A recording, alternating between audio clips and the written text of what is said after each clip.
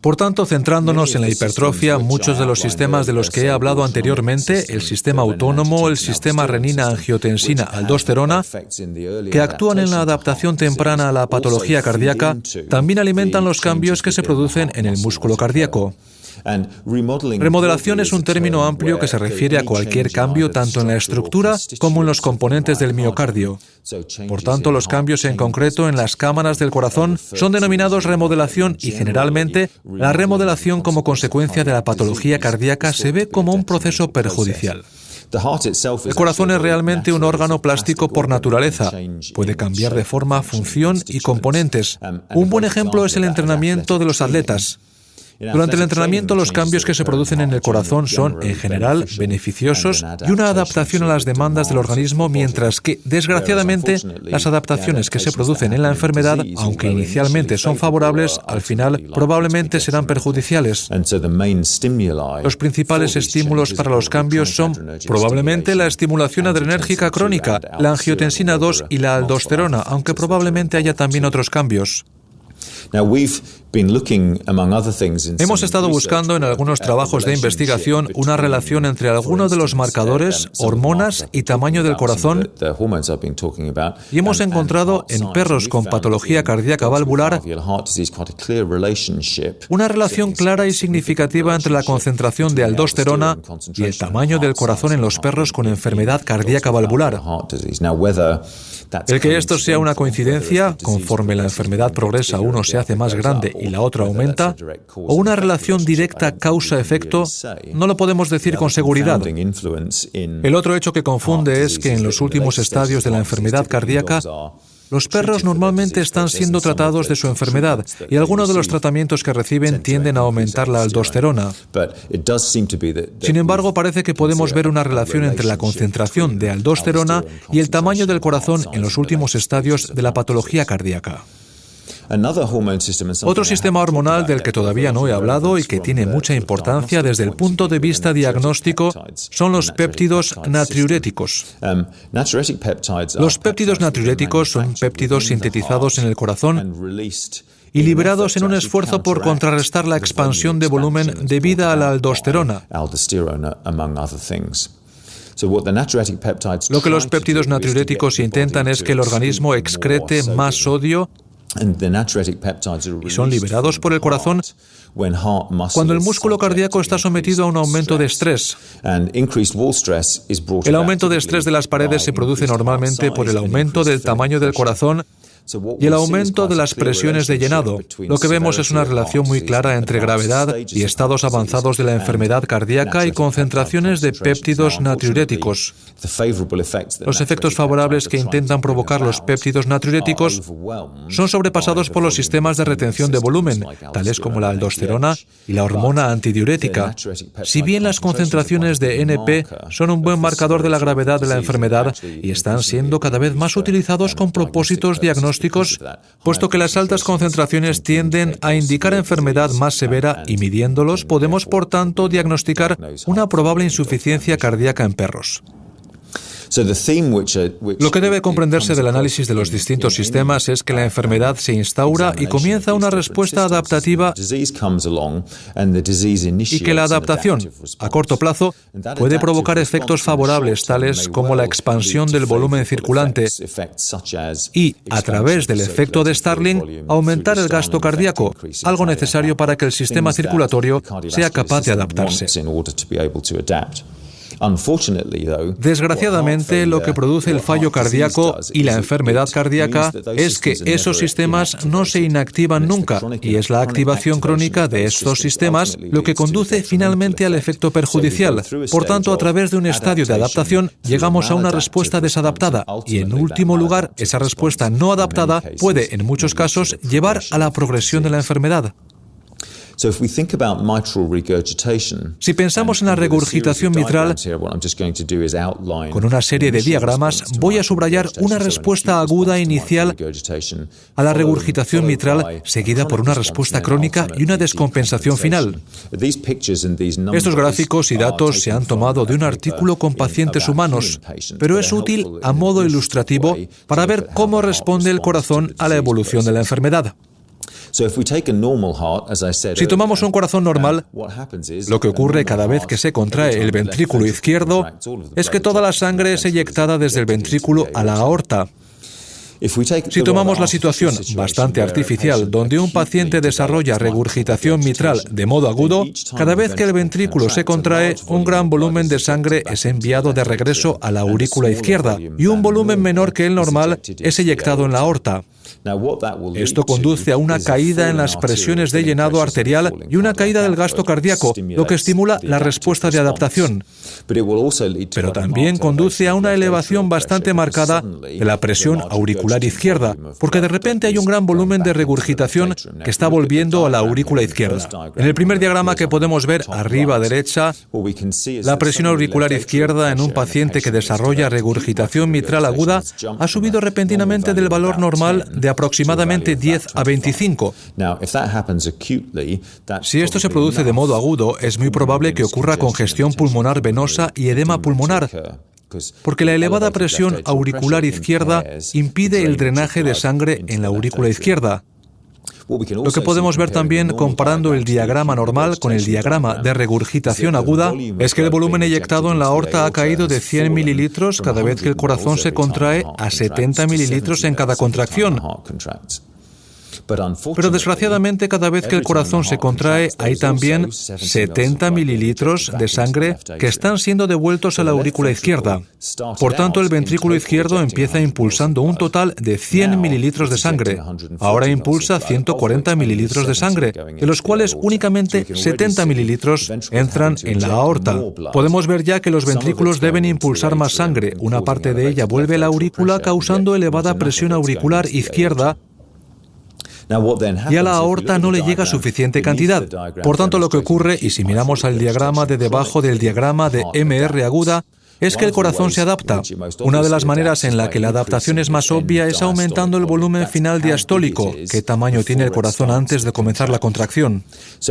Comparando el diagrama agudo con el crónico, podemos ver que el volumen diastólico final se ha transformado de 170 mililitros en situación aguda en 240 mililitros en situación crónica. Por tanto, el corazón es más grande y puede bombear más sangre. La aurícula izquierda también se ha adaptado al volumen de regurgitación que recibe, aumentando el tamaño. La aurícula izquierda se dilata típicamente en esta situación. Por tanto, la presión auricular izquierda ha caído a pesar del hecho de que hay un significativo volumen de regurgitación. El efecto neto de este ventrículo más grande bombeando es que pasa más sangre a la aorta. En consecuencia, si vemos la cantidad de sangre que es eyectada en la aorta, ha aumentado ahora a 95 mililitros, que es cercana a la cantidad eyectada cuando el corazón era normal.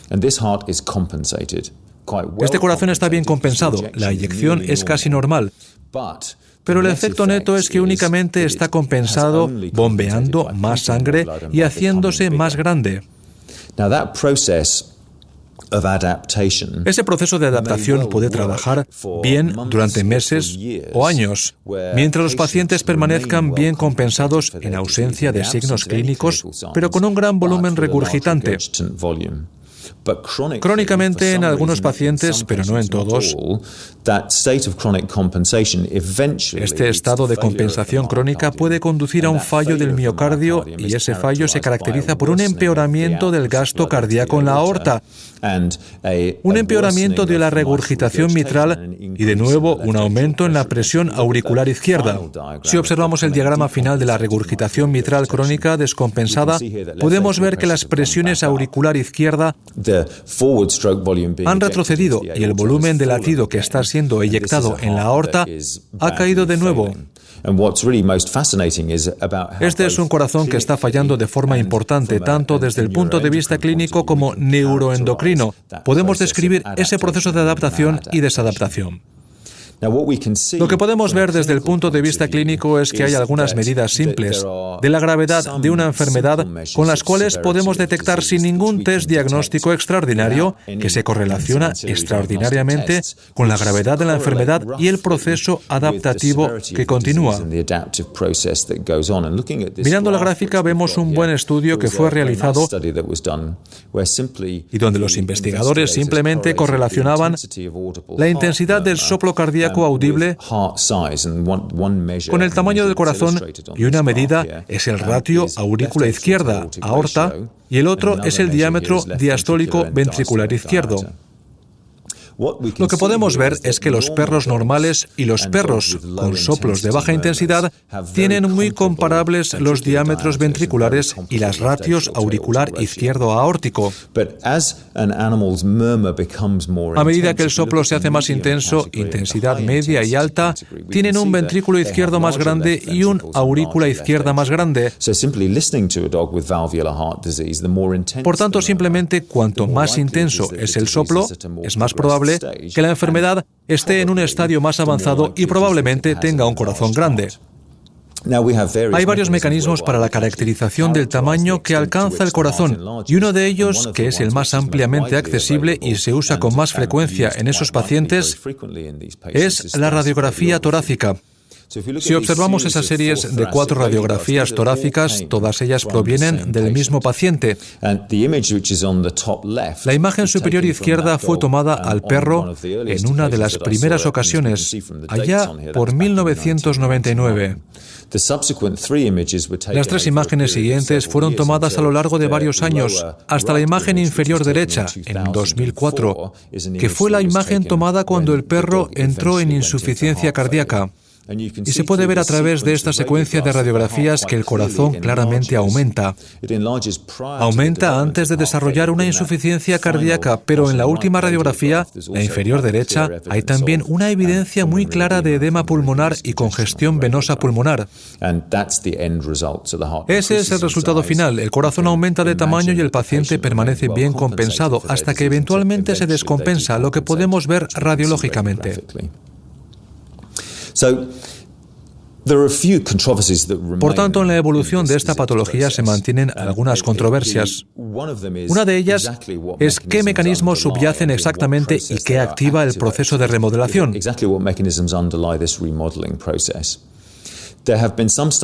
Se han realizado algunos estudios intentando inducir experimentalmente la regurgitación mitral, y lo que parecen demostrar es que la respuesta aguda a la regurgitación mitral se caracteriza realmente por la disolución del colágeno y una disminución en la cantidad de fibrosis en el miocardio. Observando esos diagramas que se han reproducido aquí, procedentes de un artículo sobre regurgitación experimental, una de las cosas que podemos observar, especialmente si miramos el diagrama superior, es que el porcentaje de colágeno ventricular izquierdo, que es un indicador del grado de fibrosis, se reduce realmente en la adaptación aguda a una gran regurgitación mitral, y que parece estar mediada por la activación de enzimas que disuelven el colágeno, quizás mastocitos. Una de las razones por las que esto ha causado tanta controversia es porque no es realmente comparable, observando un periodo de semanas o meses a un animal en el que se ha inducido artificialmente un gran volumen de regurgitación al estado de enfermedad natural, que se caracteriza por ser típica de perros viejos que empiezan con pequeñas fugas a lo largo de varios años. Esta es un área en la que actualmente no se ha llegado a una decisión. Otra área controvertida y no decidida es el papel que la inflamación juega en la progresión de la enfermedad. En pacientes humanos, en el último estadio de la enfermedad y el fallo cardíacos, está muy bien demostrado que en la inflamación subyacen algunos de los cambios progresivos, particularmente, por ejemplo, el desarrollo de caquexia cardíaca. La diapositiva que estoy presentando aquí ilustra básicamente un estudio que se realizó en pacientes humanos con regurgitación mitral como enfermedad primaria, comparable a la enfermedad canina que vemos nosotros. En esta enfermedad se opera a los pacientes humanos, como se suele hacer para reemplazar su válvula, y se observa la aparición de citoquina inflamatoria antes y después de reemplazar la válvula.